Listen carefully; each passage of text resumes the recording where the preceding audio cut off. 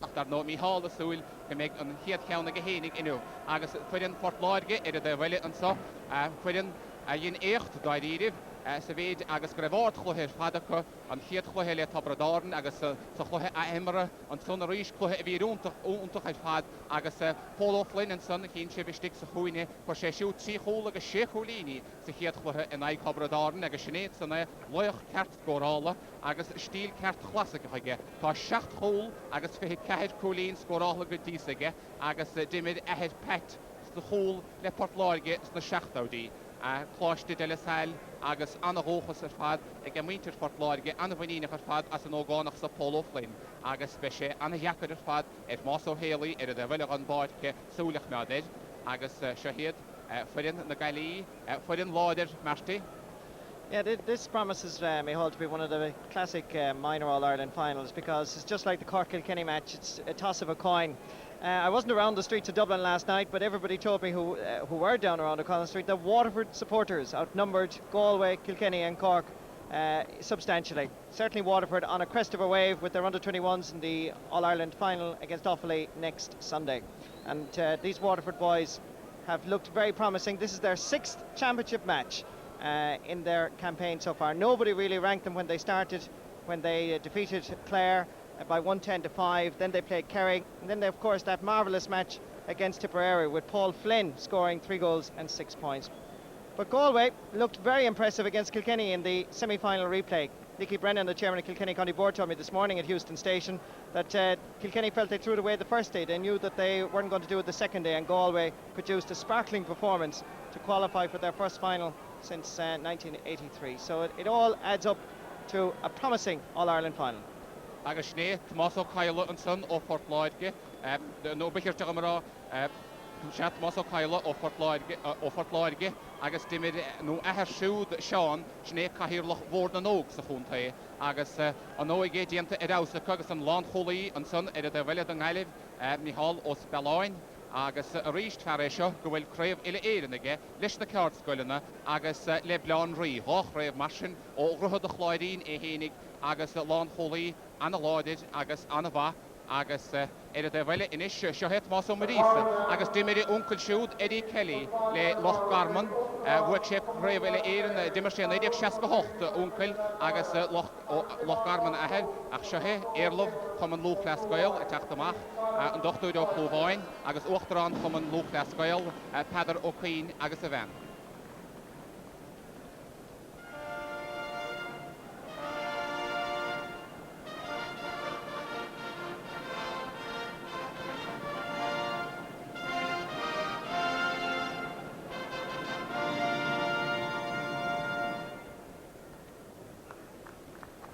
Agus beisiad I siúl suas na céimeanna an so chuin as sí síos na sí cháin éirlomh chum an lúchlas gail agus an tuachtarán agus siúracha a mecht suas in is chun sí síos na sí cháin an son mar a bhaid maithe agus mórhuisle clíhánach leo agus an so bhile fear Fort Láidge is stig sa chóil an son agus bólan clutar amach pádraig ó Harnáin ó chláiste de la Salle imríonn sé le bailí runid agus anna chulbáidir fada, anna bhar, anna hapigar fad lena húile agus cúpla sábháil úntach diantaige in aig cobradárin go mórpór a gréibh na mún. Agus inniuh, ar nó be sé súil go muthe sé créibh na héireann an so, sé míon go chéine go gimartin sa inniuh créibh na héireann a bhuachtat. Goi an roi séide ó heb na láimh disise go heb na láimh clé agus sné Princess McGillar Násan a bhí gimmart na tusa héile gaileh gudísa a támu inis a lára bhirt agus a ríiste craibh ile éireann a gisiúd leis na gaidim scoilin agus le bleán rí ón dorlach mór agus paris se a bhfuil 7 nóir san áirteist agus bí iad ile go léir ach se het más ó finé agus deirtarlumm gur beag uid nó nádar a bhéanú a riamh ná duine éigean de bhaintir iné I gimmart le bailí roimh agus ó bhailí roimh seo agus anna amánaí agus cíimiid íarhaachtarráin chum an lúchlas gail an son agus Cathal ó Hochaí agus Micheál ó Lochnáin ón Wio agus Pádraig ó Bogaig séide ó héamh na láimh disise go héamh na láimh clé agus Marty tácht leis an mí the wind will be a big factor in this game. Absolutely, Micheál, and it's one of the first times I've been in Croke Park where the tricolour and the J flag up on top of the Cusick stand are both blowing in the same direction. And it'll be interesting to see how the minors cope. It may give us an indication what will happen in the senior game. Waterford playing from right to left with wind advantage, I think, in the first half. And I'm sure it's very, very strong, and the Waterford mentors will be hoping and urging their forwards in particular to open up the Galway defence as quickly as possible and settle.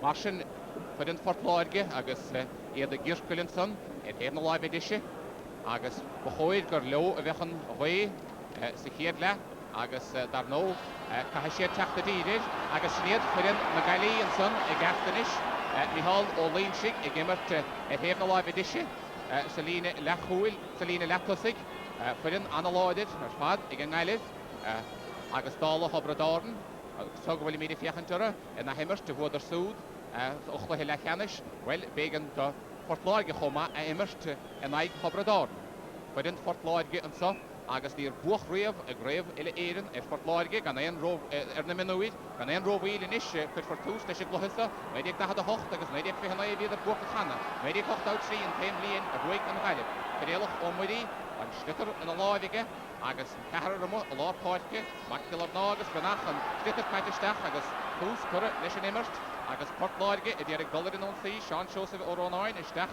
an son gedi Derek Macra ach tá buite a siúd agus an stitter glanta amach I get na chuúda Donavain o Donavain I dierig I chur gedi deagháin benach ach Padrig O'Donnell captain na fórne buite amach I get siúd Harish an Davelini agus onkel Padrig Sné Padrig Jim Ware vi sé irin chuiganna portlaige Sneensanne I hénig agus Colm O'Doherty Colm a fuirin Coulson Coultáchtach an aig cír chuinnig Hop Schlesse Don Ngaileh I gimmert an aig na gaihe Hadar O'Callig os na Sárshélig an in Council Hogant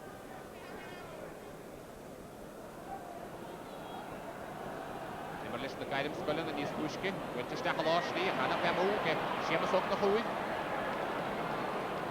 na chúrach a bóla amach gedi Antonio Kieravain Winter an Kieravainach godas a get teagháin brunach an líb haited sonnige agus Hadar O'Callig Dola Jones titter Wintersteach a get Hadar Lant amach godas an son Dodo Hanfi Sahé Sean brunach Steach an son Roade I géim na lága play Sean Brunach, Pablo Poitke.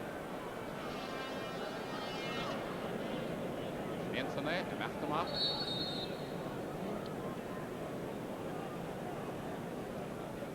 Olboide, Rodrigo Harnain. Witten, Winch Guttenson, against Mossofini. Staffedy, Raymond O'Reilly. Alish Dente, I Raymond. Agus Puxair an Ngaileh. Follow on the food, hoping council here.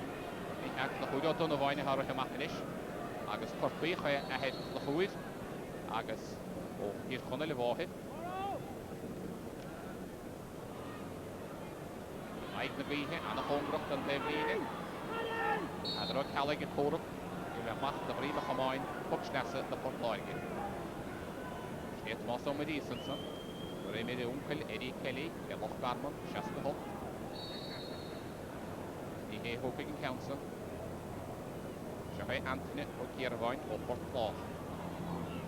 Oiger Skull Heilvik Mashi. Agus David Ahead Andy. Or Money of Fellas. Derek Macrahatson. Arazoige, Eddie Boyd, Shé Ogohin. Just the Menudit, Lively and Ellen. Council, the Mach Harish, Fairline. Agus Puck Taibline a Hutigan Moyer den Ngaileh. Nigel O'Shaughnessy. While a Locharoyach. Sé Widden an Lydig Homa. Agus leis na Gailen Sgullen. Fréfyd and again leis na Gailen Sgullen. Colin Jones Tinter, Sean O'Corcoran, Emma Hinish, Gri Dara O'Quan. Tarsa an a Chreen, Jafna. Ach Roade, it came the live edition. Chance Marker and Moonson, I get Dara O'Quan, Marty. Galway certainly look to be settling a lot faster and willing to have a shot at a goal at every opportunity. Waterford being a little bit slow to settle, but that's to be expected. It's a totally new experience to be playing here in Croke Park. Wiltemach, I go hard 9. Also Pilot Dola John Fitted. Step Joe Raymond I Rien. Raymond. There again could be Paul Flynn. Again take a Paul support up in the Dallow there. Harry for his shaft back to Gadisige. Agus on a hole that's on the Mielavoid. Paul Flynn, the British step and counts him. But the Paul more off although on Lancasach. Agus Paul, here it again, Edianaba, Ediachi, Wallish Dahan Linton. Well, that's terrible marking by the Galway defence because they allowed Paul Foley to sneak inside. They were so anxious to get Paul Flynn out of the danger zone, nobody whatsoever, and it gave Liam Donoghue no chance. Martian, Paso, Polo Flynn, good Polo Paulo, Agus Portloy Giffin. That's exactly, Micheál, what the Munster champions wanted, a score just to settle them, and I'm sure that they would have been satisfied with a point, but what a great boost it is to get a goal. Good Anahus. The Portloy, Agus Shahet, Polo Flynn, Dola Joe and Fitted reached. Down the hit of Dallow, Agus Anahulach, Mardigat, Mosso here, Liga D said. Shahet Moss attacked the Machnish Schlippit. Agus Turikson, Mishnach the Moss. Sorry, Higgin Das reached to get Shemasok the Hood.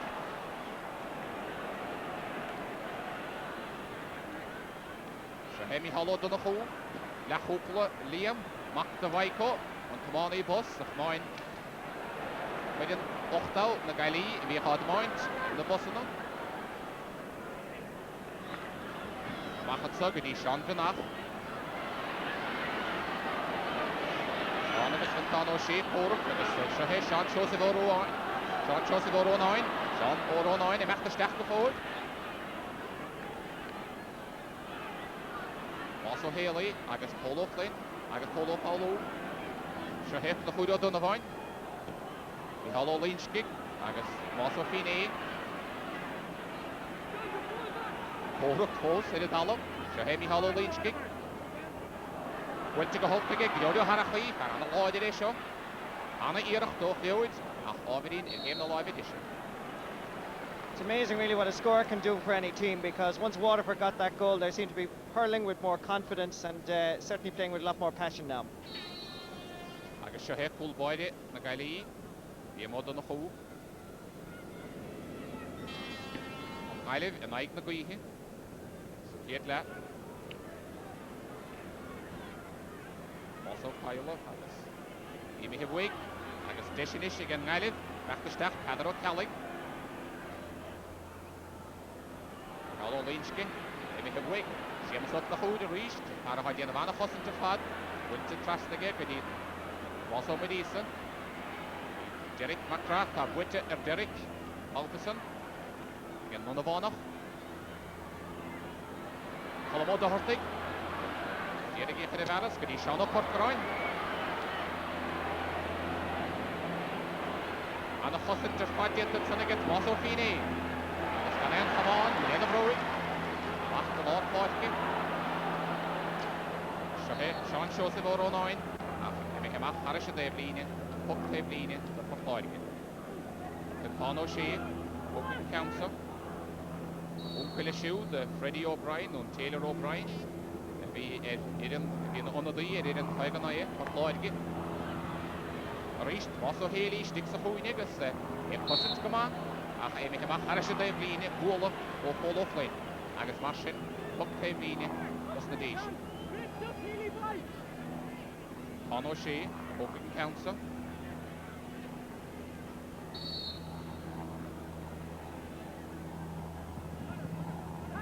And Lord Portke. Went to Gahishal again. Agus Lagira, Dishel again. And Will, Sean Branach and Council, Amach, Harish and Devline.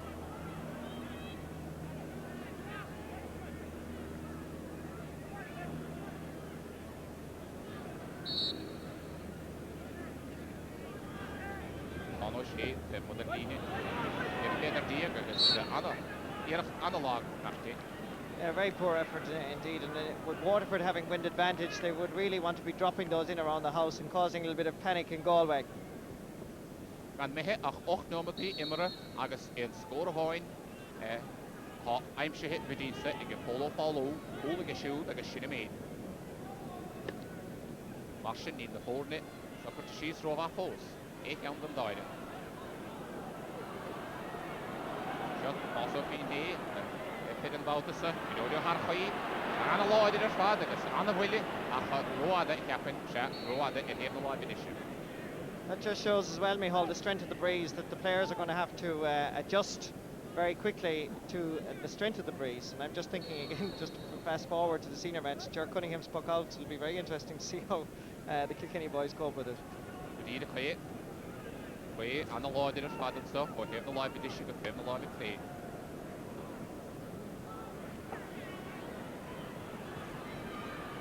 Miley, wasn't come on, the Disa, I guess, I didn't see, son, another Kelly.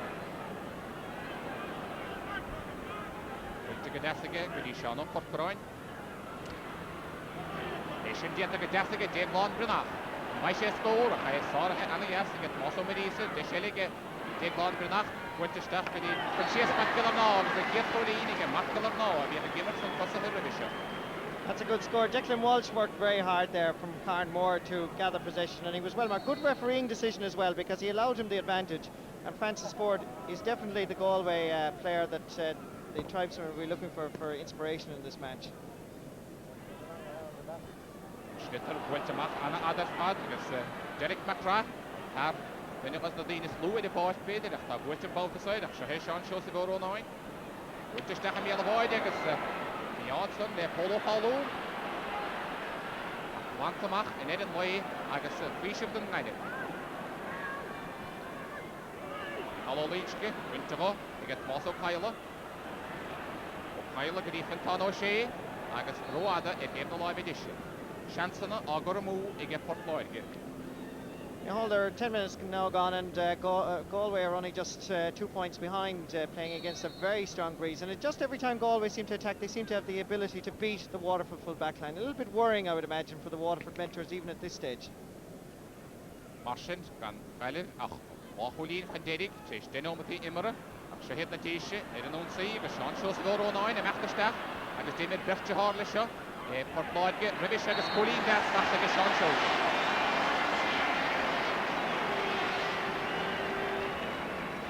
It's a good point by John Ronayne from Dungarvan, and it's exactly what Waterford needed at this stage, just to settle themselves after that great goal. But they need to be taking every opportunity. They worked very hard for it, did well. Sean shows it because Dimmer Bircher Harley shoot, Rocky, agus Micheál, Minuid, Fabian, agus Fihe, agus Sheenshit Port Lloyd. Agus Eheni get no Gamashe Gimmer, just the Sheenshit Poma.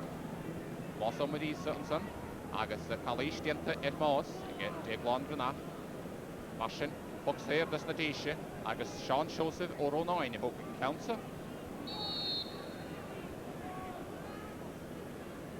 Agus Le Cornagui here.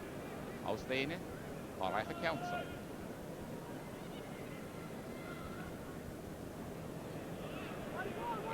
Joe Tame the log at play, Harish and Line are Shachron.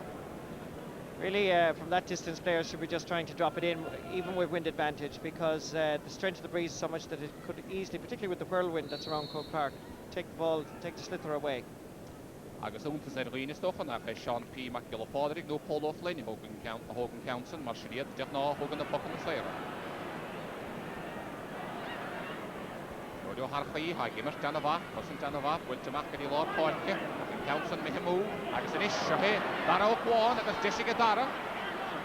Dara after staff, Ruha Rayaner, Biddy, Sean O'Corcorain, Audrey Godone, Agus Seamus O'Nahui, the Corup, Agus here. Anyway, Rovaga, Shahep, Podrigo Donal in captain. As Anna Lana did think of Podrigo Donal. I had the Valiant, also Haley, against Polo Flynn, Shahep Polo Flynn. I had it for his shaft, but he's against best team for them both, led Kahalo more, but then if Halish didn't head, it didn't move forward. It's very obvious, Micheál, that Paul Flynn is a marked man here at Croke Park this afternoon, because every time he gets it, there's not one, but at least 2 Galway players chasing after him. And as Paul bursts through, look at that, they have the left corner back and the wing back chasing after him. And it's because of this tight marking that Waterford got the first goal, because they were so busy watching Paul Flynn, they allowed Paul Foley in. Agus Foley Hennig, hoping in puck there. Agus Colleen, again, Polo Flynn, the puck Lloyd here. Cahari Fihe Hoch, the Nish Goodies against the Fred promoters.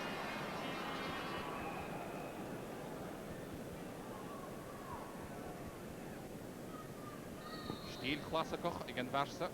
Shahe, full body. The mod on the hole. Derek McCrath. Ian of Roig. Sorry, Higgadas. So.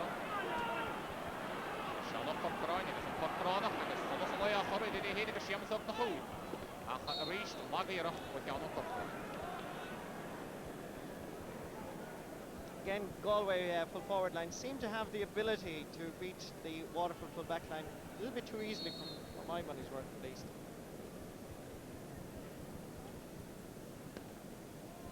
Rodrigo had 9.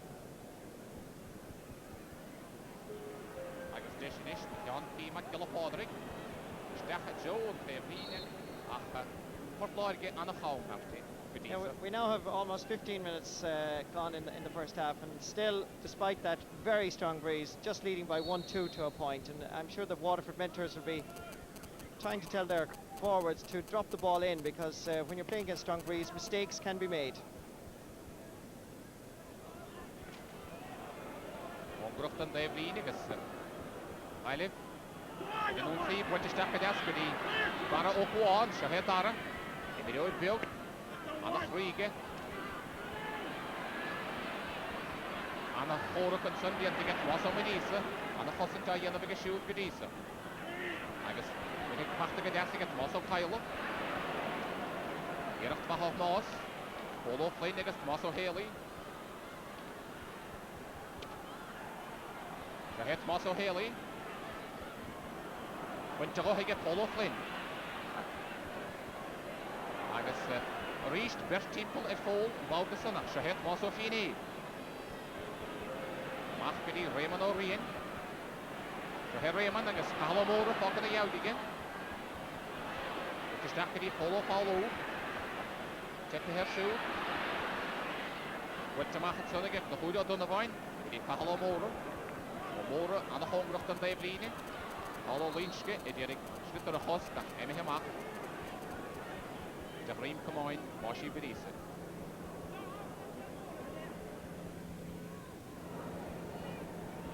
Adro Calic, Opigan, Hotclave Linisha, and Nilip.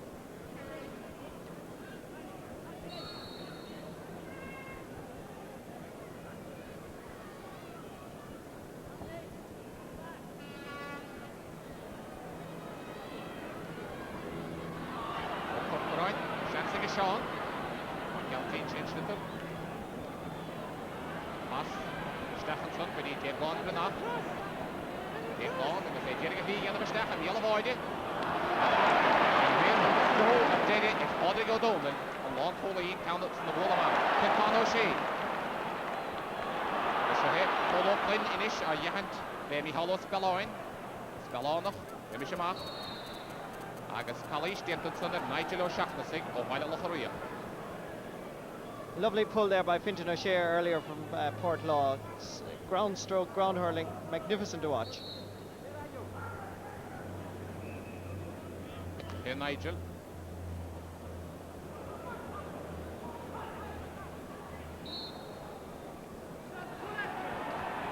Agus Hoptain Bean, agus Beder Gamechan Voltoid and Sot Relach Omidi, agus Where's Tevlin and Mahan Todish Lekele, agus some Kinney Cash Death finishing and Moyer Stoll. In Bondrenach, a Hogan Council.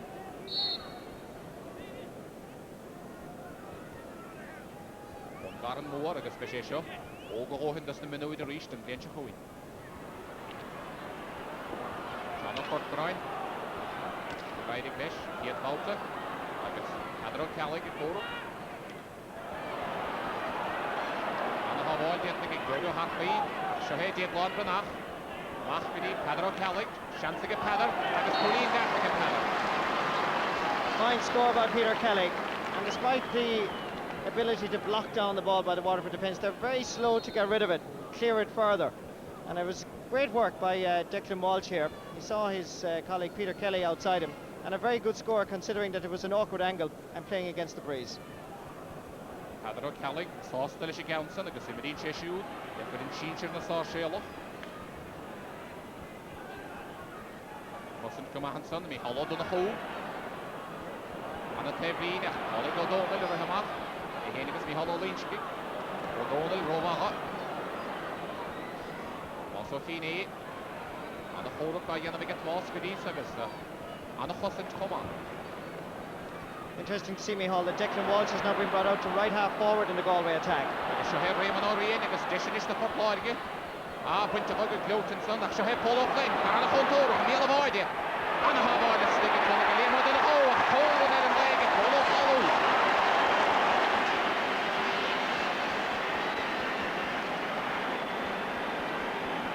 And really that is marvellous play by Paul Flynn. Once he got the ball, once he picked it up, there was trouble immediately. Now watch it from here. Immediately Galway were in a state of panic. The opening was there, touch of genius, and a brilliant save by Liam Donoghue. But again, the full forward was left available. Very good score for Waterford. Marsin hachol ag pull up all over these. Ach seo hyd ag Eilev agus disig yn Eilev. An y chosint diant ag Oleg O'Donnell. Agus y mechtasteach, Dave Lawn Brynach, Erach Tsúd yr Eist, Lechárige. Os yn toed i ffortlaid gyd, Dianaf Gymahenis, agus toed i gyd Bachholz yn anafis nechtoi. Mas o Caila. Sarige, i gemi halod yn y chw. O Medisa, agus o Lynchki, beth eile. Gwyrtisteach yn isgri, Sean o Corcorain. Chansig y Sean, agus Cwlinig y Sean. Yeah, I must feel that Waterford are going to have to do something about this man, because he has the facility to mark to beat his marker James O'Connor from Lismore a little bit too easily from a Waterford point of view. Good player Sean Corcoran, and a very good point. Medin Shinches le, Weilen Derin. Agus Quashe Gusquel Gusquel Guidi. Gusquel Hostinche Guidi, because Tamara. Agus Quelish Belladoid, Noel Durkin, Echoma, Noel Durkin Wio. Foxeir, Vegansa, the Fortlaige.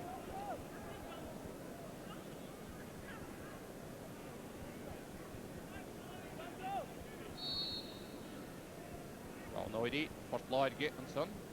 Agus, well, Ganir for him, Agus Vida Rochi and a better. All off lane. Agus, Anna Colleen, Nigapol.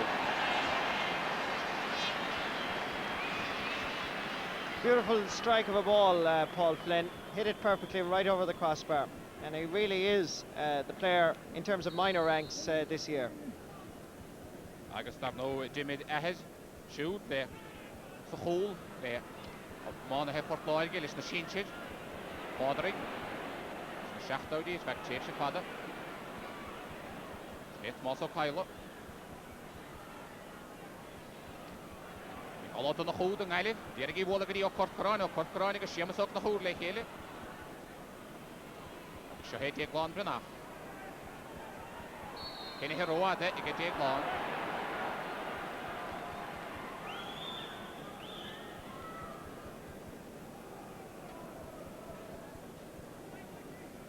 Anja met de gesvehe immer mehe. Shekulini ieder naar voren. Dodo har chai, o chláiste de la sal. Bedín le fort flách. Gawn mór fada. Agus. Mechta Joe an teflíne. O hefa bhohin go tefrile Sean P. McGillifodrig. Agus mi halad an a chó. Agus inis Antonio Ciara Bhainach. Witter siúd choma. Agus plantamach an son, ag na chuidiad an a bhain. Lord Poitke, Maro Kuoine, Tarakadi, Full Boydie, Rodrigo Harnine, Shoot the Nadation Lake Edison, Yodo Harchi, Linica, Agus Reach Count Blau Fado of the Old, Agus Sound, Todd Jarriganson, Todd Jarrigan Gold Boydie, Agus Reach Tan Havard Gentigan, on the Hossin Gentigalia Modono, Fair Hohenson. Shahid Paul O'Flynn, Hashid Sul Gierach Mad at Fall, Anierach Twig. Agus Anna Hossin to Halo Mora. Went to Macadimi Hollow on the Hulge. Hossin Twadiantige. Paul in the Galilean Balkason. Get Leger, Inish, against the Daisy. agus a Council went to have the live edition, it gets Moss of Pilot. Waterford are getting far greater benefit out of dropping the ball in around the square, because as a result with the wind it's creating a little bit of panic, and Paul Flynn and Paul Foley have a great understanding. That high ball dropped in, it could have gone anywhere. That was a missed opportunity by Junja Ronayne, but great defending by Galway. Give credit to the full back line, but that all came about as a result of the high ball into the square. Agus dar no polo follow shetra he gai or lachadir de shirk lachadir melcham. Stege mi alle void. Shahet Mosso Fini. Wordt klaar. O vali ruik met je termera. Agus aan de vrijde schoen. Ik heb eentje in vali ruik. Een bouwtesa polo flame a hockey en pokte vline.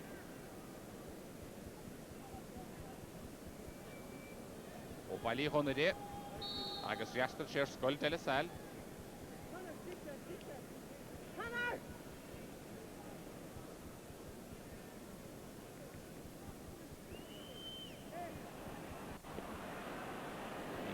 Wilchen Council, Wilchen Council again. Agus Martian Deshele for a Muka, Agus the Hudo Donovan.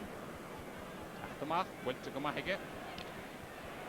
Sarah Henson again, Antonio Kiravine. Agus a cousin to Baltus a Padro Callig, Agus Kalish, the Enter Heather. Sheer a mess the Gossen Toy. Or Lai Shahor at Feather, a lot of the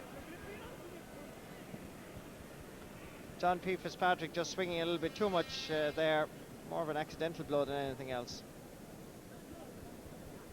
Martian Pedro Callig, Sheen to the Dalov, Agus Or Lai Shahor at Feather, Agus Timmer Sheshoot, the Guidance Squillina, the Guidance Squillina Gali, the Guidance Squill Hunta in the Gali, Martian Baum, Aid and again, Agus Emerin Chele Sheenshir.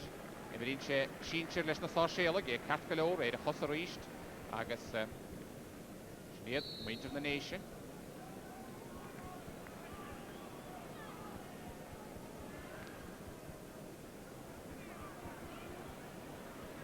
Pachterist, get Pedro Callig and Fargot in the Halisher. Winter Nashiga, Gadimi Hollow to the Ho.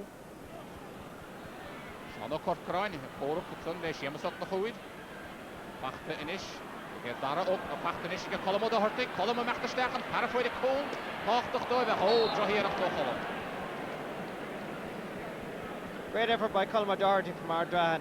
Fine player. I've seen him in the past at schools level, and he's a player of great potential. And in the second half, I think that Paddy O'Donnell, the Waterford fullback, will have his hands full if there's plenty of high balls dropping in. Just mishit it. He did all the approach work very well. Martian just scored all. For a move, again, I live. Great piece of loaded in the greenish here. Machte Gadas and Son, they get Pinchas McKillop now. I was on a red end to get. Back the hood of Donovan beyond that. Will you pack to get it in us? Superb run by the Galway man. And you just have to keep an eye on Tom Morrissey coming into picture on the right. A high challenge there, and not to be encouraged at all at minor ranks, and certainly a booking offence. Jack the Hudo Donovan, Agus Corlai Shachoret, Captain the Gali, Agus Timmer Shesha, Pelagus a mind, Le Ostewidi. On 10 then o Harna Gali, tied with no common Liam Welisa. A Cartgalore and a Hassavarist, Agus the Shen Captain, or the Visa Olive. Deshinish, the Haro Huoin, Hulina Heimshoe. Agus Tassan Dient again. A very important score because Galway, as the half-time whistle is getting a little bit nearer, very much in contention. Agus Shin Farrelle, Emerin Pelagus Amani, lost the Widi. Dara.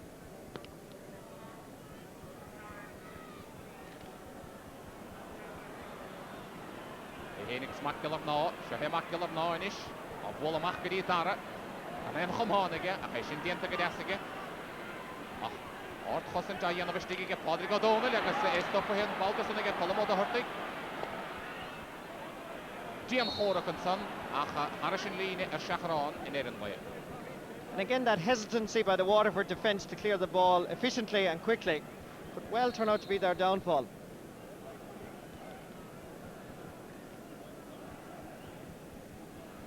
Martin Hain, Portlaige and Keen, Ukulini, Forestboyd, Agus, Shining Recht, Nomad, no Martin, the Lehama. Adro Calig reached, Possent and Ali.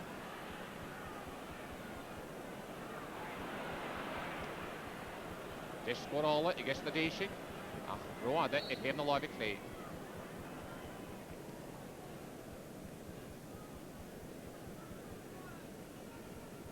Also, Kylanson and Padlock Potke, Agus Shea Ahead John, Kahirloch, Warden and Oaks of Huntai. Interestingly, Waterford have moved Paul Flynn now to left half forward as the half-time whistle approaches. Agus Tomaso Fine, Farahard, the end of Sword, Hossan to Fadoy.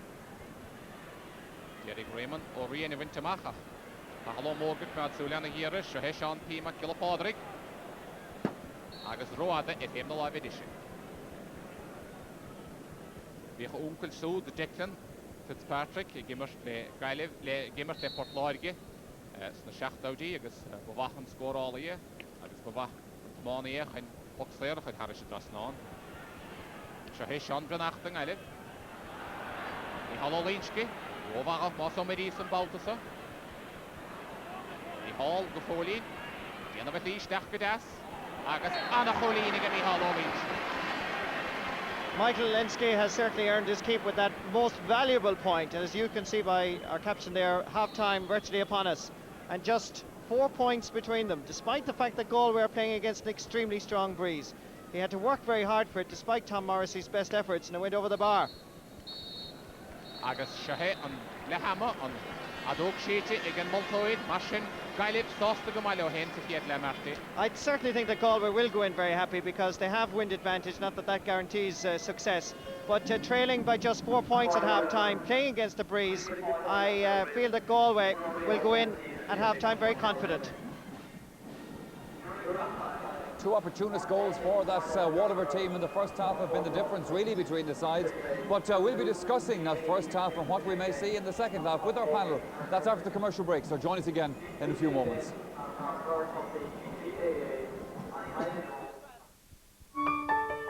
Along with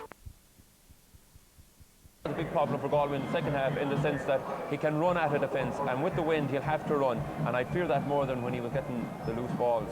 This is one opportunity when Galway cleared that ball out of the defence. Liam Donoghue doing very well there. Did very well. Again, Tom Healy stuck in the hurley and waited for the hook and had the confidence to get it, and when he got it then, it prevented a good goal. Donoghue, one of a number of Claren Bridge players on this Galway team at the moment, which is now becoming a little bit of a nursery for Galway hurling. Yes, it's 5 years ago, if somebody told you there'd be 5 Claren Bridge players on a Galway minor team, said it wouldn't be much good. Yeah, but they're doing incredible work down there, and Monty Cairns was from Claren Bridge, who's also a selector with the team, and Mike O'Donoghue, they're doing tremendous work with underage, and it's coming through, and you can see it even in the championship at home. It's Portumna and Claren Bridge and teams like that are contesting it. To look, Kieran, at the game from a Waterford point of view now at half-time, they're in the lead, they're in control of this game, but they know obviously what the task is in the second half. How might they play it now in the second half if they're to protect that lead? They're going to try and pick out Flynn. That's what I would do. If I was a centre back or a wing half, I'd be driving the ball in low into Flynn, letting Flynn get the ball in front of him. None of this high ball, letting it hang away up in the air. Get the ball into in front of him. He'll take on a guy. And the same with the other forwards. Take on your man, run at the defence and see what happens. There's no point in just hitting the ball aimlessly because the wind will blow it away from the goals on you probably. And you saw a little bit of that in the first half when Galway were trying to attack. But that's the basic tactic they'll try. The two minor teams, Kieran, coming back out onto the field, but while the first half of the minor match was going on, the senior teams have been arriving here also at Croke Park, and there's Ger Fitzgerald, the Cork captain, leading in his team here to Croke Park this afternoon. And I suppose, needless to say, a few nervous for Shawnee McCarthy, their midfielder, and Tomas Mulcahy going through as well, and Father Michael O'Brien, their team manager and part of the training setup in Cork. And there's Brian Corcoran, of course, who played here last year on the Cork minor football team, back again for a second All-Ireland. Mark Foley, a star of a couple of years ago in the subs here this year as well for the Cork team. But back out on the pitch, the minors of Galway and Waterford are ready for the second half. Terence Murray has the ball in his hand, ready for the throw-in. Let's go back to our commentary team of Marty Morrissey and Micheál O'Shea. Good Michael.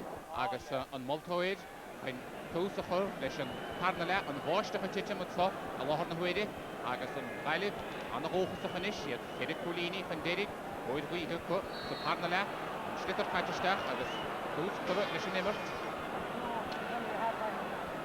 dis ige gailib de Princess McGillach ná Wiltisteach John Cole agus Anna Colleen Anna Hús leis an carnala ige Princess McGillach ná. That's a great score by Francis Ford, and that's exactly what Galway wanted, a quick score to settle them and take advantage of the wind. Marshall, C. Colini, idir na fórne, agus seo he, Adri go har 9 in naig na gríhe, agus William a bhfuiltige in naig na gríhe. Fóngrucht an Dave Líne. Olof Leinitson, a gimmert te mus na leftas a he, Derek I Wallesteach, Tá Bwytil an Baltasa, Cadro Callig, agus Dishinish den Nalib, Stecha Joe, Neil Hoide, Colum Oda Hurtig, agus a Cool Hoide, Shantigat, Colum, Hoade, the live edition, Meonson, Egaili. That was a lucky moment for Patrick Harn because, of course, we have to, in fairness to the goalkeeper, emphasise that at half-time here we had quite a heavy shower and the slippery conditions making it difficult for everybody and a nightmare moment for the goalkeeper, but he was lucky. Agus Martin. Tá leis na déise. Remi Hall on the fool. Princess McGillach ná, para chuide Colino chénim, Stecha Joe William, agus Sean O'Curtain. Chance go Sean, a míle bháide, agus Harish dras ná, Colino go Sean. That really should have been a goal, Mihal, and Sean Corcoran again has been causing problems from the moment this game started, and I'm surprised that Waterford haven't made some alteration to their full back line. I just feel that he is a match winner inside there. Agus Sean dar nó ó bhailen didín, an áid céanna le nóil léin, agus duine míad có brón le nóil, mar gur cailech a bháthid, Margaret, a sí mithe win líana fíorne, ó bhailen didín, ach Sean, agus gimmert anna bhahansa a bháid go chrópaí. Anthony O'Keefe, or Clough, agus Derek Spraga hútas na déise, as a Kyler.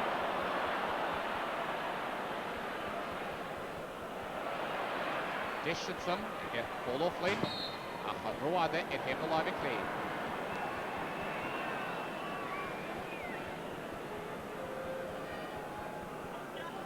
Martian Anahus, correct I live, Lisha Tardala, I guess getting that Lachulin, the Fort Lloyd.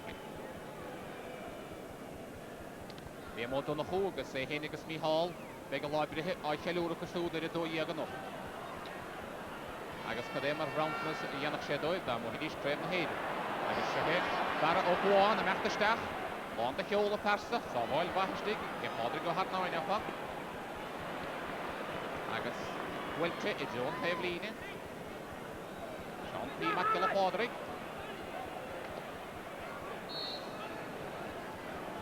Agus Pug Pevline I bheith gawn den ngailin. Princess McGillach ná.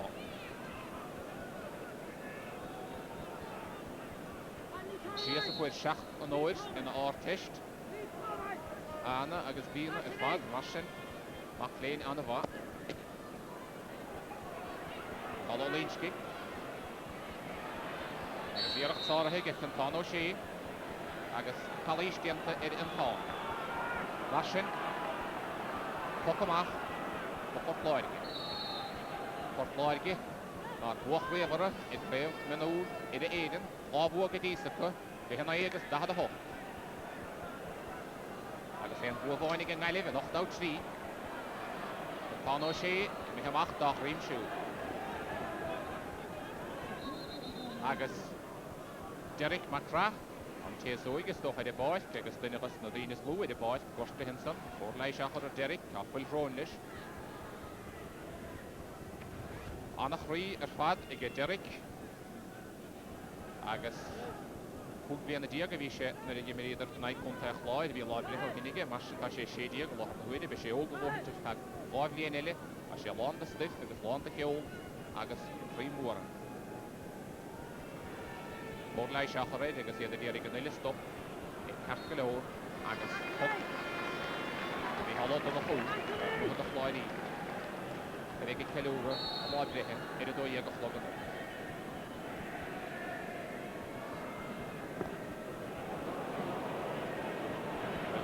in Lachopla. In Roada, well, they have back, Parish and Lean in Shacharo. It was a lovely sideline cut there by Michael Donoghue, and that sort of ball is going to put the pressure on the Waterford defence if it's a little bit better directed. Go hard 9. Wasn't to come out, Pedisa. John Cleveline, all in the village. Schneid, Mosso Fini. Anna Cleveline. Wasn't to come out, Mosso Haley. Padro Callig, I guess I should get the Gadastic of Padder. Colombo Hostig. Column agus an láidir a Rodrigo Dónal a go hunda Column ar eisiau ríist. Agus súil hir finna héir agus an flug sríomh ag Column in everything. Well, he's a good player, Colm O'Doherty, but a small bit of selfishness creeping into his play there because he had players available, and I'm sure that if he had used them, that could have come to a far better advantage to Galway. Osnigan Riley, nos na bhí his a tardala, be Rochulín ach sinna bhfuil dianta hinnicu, ach sin Rochulín para spóir agus na déise gcónaí. Sias McGillum ná. Agus é cur a bheras aige, go ní Déblan brunach. Déblan á bólisteach. Colm O'Doherty. Dhearg í hógan, Glenn Grover, Richard, ag Glúidiú Harachí. Ach lána ag Glúid. Rieni dierig I bólas deach se hen Donavánach, na fúidio Donaváin, deach do mach lethe. Am ná páirce Sean Brunach, Roada in him alive edition. And again, Galway now having the same sort of mistake that Waterford had in the first half of wind advantage, not satisfied to drop it in around the house. Being a little bit too adventurous. Sean Brunach agus Treville éidir a gesú, and money in a gisha van Erik. Is she overall to reach the bench crew. Agus na pochad amachas pad the tooling in him in the Paul Van Barkinson and Acquisition Ardán Ike so in the Devil Cantano Sheesh in the Gadafin Canton. Finish dishing it from Dorgan, Cantano back to staff, Gadafin somebody Raymond O'Reilly in the meal of Oide, having in the Raymond. Hurling.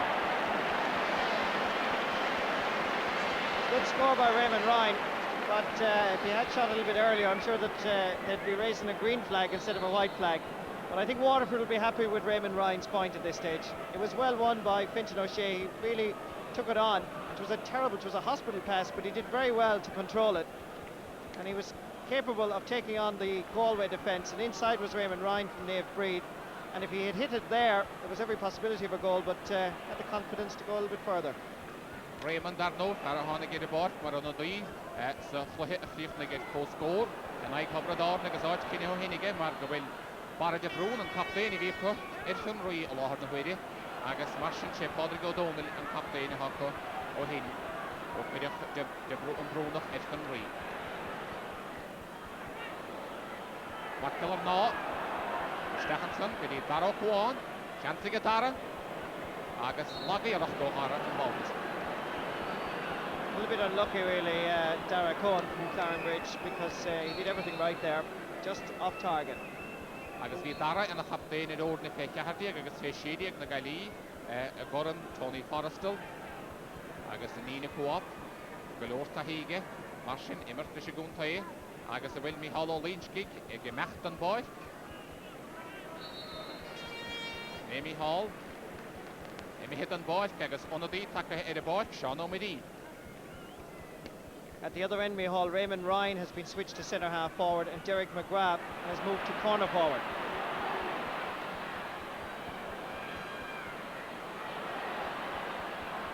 Na déise an sé an mór the stacha Joe, Bíal Báide agus Roada i dhéanana lábh lé. Sean O'Midí hainnig ar a báid go chéanamh ó chéal chun éireann, spláide i gláiste Raphael.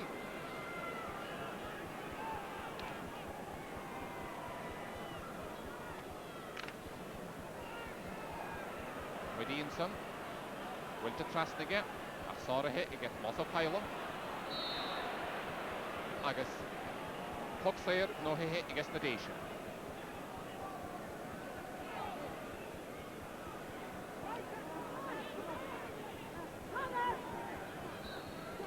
Rodio Hartway. Hawk not Sul Yerga Mahatson in Hara Okwan. In the door loaded. Watched it, Delisal. So fourth block. With the Stachenson, they get Raymond O'Rien. Joe. Lina Cool. Sarah Higami Hollow Spelloin. Spelloin, Hamaha Joe, Lord Poitke. I guess Halish Dent Mohanson is Mosso Feeney. Tom Feeney has impressed me actually, Miholly, because he's been playing very solid at left half back without ever being spectacular. And when he gets the ball, he has the intelligence to spread it out and always try and find a colleague in space. I guess there no tradition over among the shoe, the again high loch, Le Valley Wave. Look, put in the Valley Wave. Yimmer Reef Nagred, Maki Ine, Igimmerjo, Shahe, Yodo Harki, Port Bloch. Stish the Vakula Padre, Gahir Torhe. Also Pilot. I guess it even Wig Shield, then Pano Shea. Winter in town, I guess Omidi, Sean, how to get a boat go Genevieve. Count Godfather or Sean. Rohimach, Shemus up the food. Richard Hemus, I guess Anna Yesh again, Malib. Why she call? If I can't have all of that, Dinton. We all did long, Zanach, I guess Anna have all. Dinton, get Padre go have 9. And again, that Galway, the left flank of the Waterford defence looks at times to be very easily exposed, and James O'Connor losing out very easily here. There's goal written on here, but the goalkeeper and Tom Morrissey, the right cornerback, did exceptionally well. But even then, when they got the ball, they get a little bit hesitant to get rid of it. Good marking, of course, by Declan Walsh, good hooking just to put the pressure on. Martin Dishelling and Hailey, because Darrow Kwan on Baltasar. Can he count the Hogan? Over the Chlorine. With the Stafford, John Hooligan. After it didn't log in play. Still plenty of time, of course. Just 12 minutes gone now in the second half, and Galway 3 points behind. Anderson locht at echte. Hij heeft een woord met een spraken. Cipollini, Paris Boyd, I guess the Dacia. En die maakt de shedding rijmen. Weet het nog wel een goede leider. Het gaat ook een beetje verkeerd. Of hij te wachten gaat zo, wat gekropen. Als je het erbij leeft, is daar ook gewoon.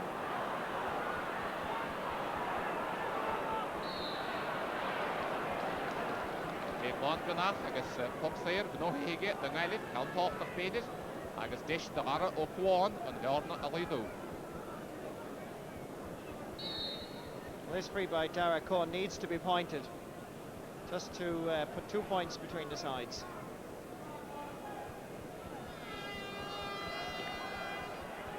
Agus é sin díon plica dal. Máchúlín mar a spáid inis sig an portláidge. Harna Cúlín aimse héige Dara ó Cuánanson.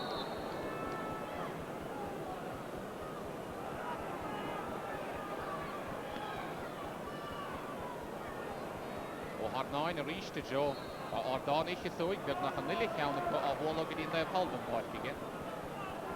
Agus pucktablíne I bheith gan das na déise. Másó Fíné ó bailí rih 16 méadar amach chun na chúl féine.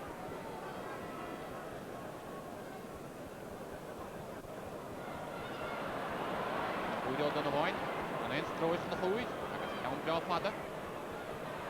Iag bhain benach, in a daló. Agus ag éidir padar ó talig, agus seo padar, seansig a padar. Agus Cúlín ag a padar. That's a fine point by Peter Kelly from Sarsfields. It was made, of course, further out the field, but he took his point well. Marsin, ní an isteach an Cúlín a bhain idir na cóbre. Le Cúlíní, le de Cúlíní. Sehe le chúpla, ní na lodú na chúl. Lechtarí colmod a hurtig, colm agus ómidísa, córach, agus ódónir. Achtig a déadlán brunach. Sára heistig ag Jojo Hartley. Cantán ó sé. Agus Calís Dentligid from Chase McDillar now. So be emphasised, Micheál, that the Galway half backline have become very dominant. I'm sure the wind is having a factor in it as well, but the Galway half backline have become very strong in this second half, and Waterford have tried numerous alterations to their attack, but can't seem to get the better of the Galway half-backs. Martin Carwood, ich like Falco, agus man nach ein Hurling Vain, is garant na vorne og hele. Juan og rohde gleiding, agus hier achteraan de jaarste stegen John Hoy, ach boade en weer live edition. Fine effort really by Dara Cohen, just inches to the wrong side of the post.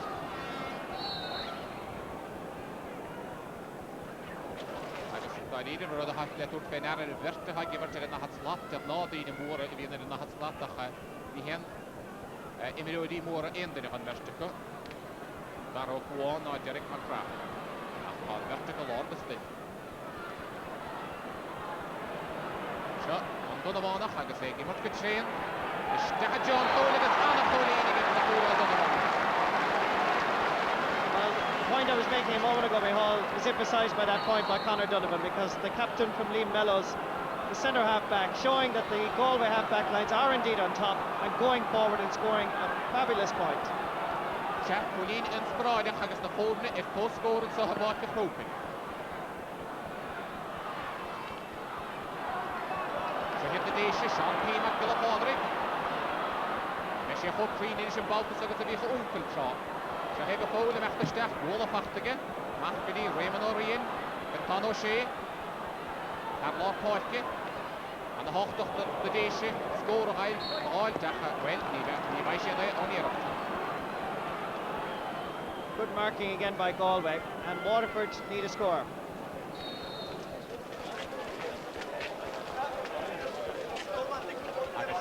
Kilpennig, one hit, Kilpennig.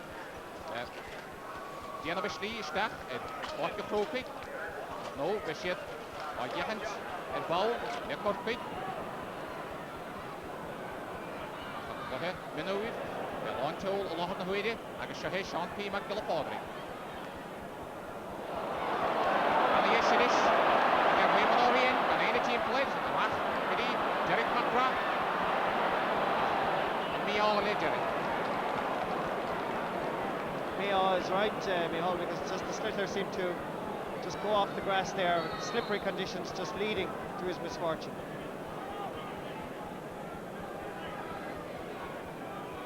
Ashen gan Margaine idir na fórne idir Coharak, Cohwalla, Lord na Huide, idir Wall in Lechele. Ach, Coil Huihe, igen Nile, agus Anna Hemu, Geshandranach. Gedi Princess McGillar now. Ach, Trohirach, do Princess.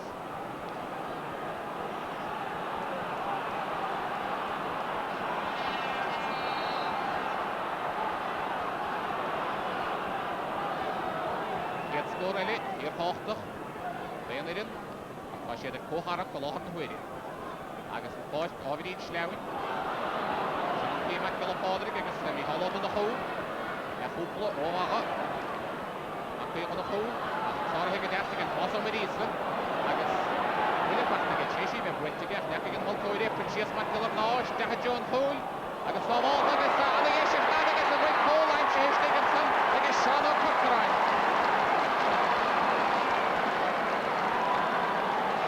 Printing a goal for some time, Sean Corcoran, and it all comes about from a dominance in the half backline in midfield. Shane Walsh was the man who got it in past Francis Ford. Francis Ford very much an integral part of this Galway minor side. It caused havoc for Patrick Harden, and he just batted it out, and Sean Corcoran was in and eventually just rolled in over the line. It's interesting as well, Micheál, that Paul Flynn, who is very much the danger man on this Waterford team, has been moved to midfield to mark Shane Walsh, and he's so far out from the Galway goals, he's really causing no problems for Galway now. Ashen, Portloige, and Derek, agus full Paris Boyd, a lot of the Huidig and Nile, because she had Darrow Cohen, and Adu Shin, must be the Lish of the Yannigan Bounce.